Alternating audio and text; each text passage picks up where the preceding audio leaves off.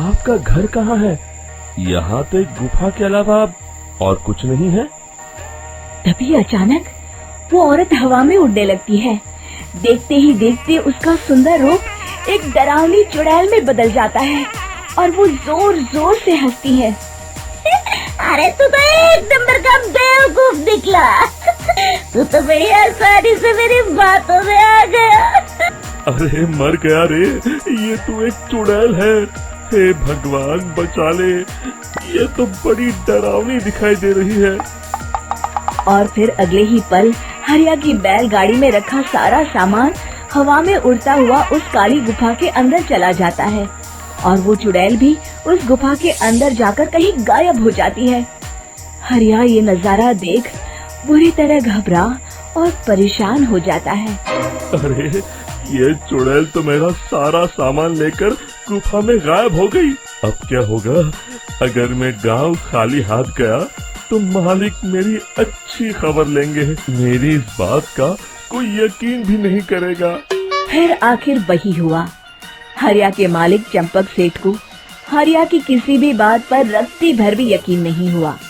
चंपक सेठ को लगा हरिया झूठ बोल रहा है और उसने ही लालच में आकर सारा सामान हड़प कर लिया है। फिर हरिया को बेईमान समझकर चंपक सेठ उसे काम से निकाल देता है। अगले दिन अपनी दुकान में परेशान बैठा चंपक सेठ गुस्से में बड़बड़ाता है। अरे दुकान में तो सामान बिल्कुल भी नहीं है। अब मुझे ही शहर जाकर सामान लाना होगा। फिर वो अपनी बैलगाड़ी लेकर शहर चला जाता है।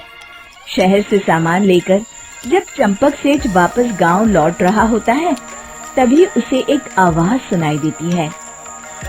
चंपक जी, ओ चंपक जी। अरे ये तो कोई मेरा नाम लेकर मुझे पुकार रहा है। फिर उस रास्ते में वही औरत खड़ी दिखाई देती है। फिर क्या था, हरिया की तरह चंपक सेठ भी उस औरत के पास अपनी बैलगाड़ी लेकर जाता है और वो भी उसकी चिकनी चुपड़ी बातों के मुंह जाल में फंस जाता है। फिर चुड़ैल उसे भी अपनी गुफा तक ले जाती है और उसका सारा सामान लेकर गुफा में गायब हो जाती है।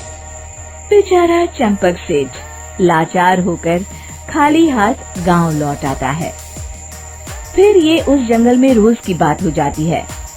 जो कोई भी शहर से कुछ लेकर गांव की तरफ लौटता, वो चुड़ैल उसे बेवकूफ बनाकर उसका सारा सामान लेकर गुफा में गायब हो जाती। एक दिन हरिया एक लकड़हारे को उसी जंगल की तरफ जाते हुए देखता है।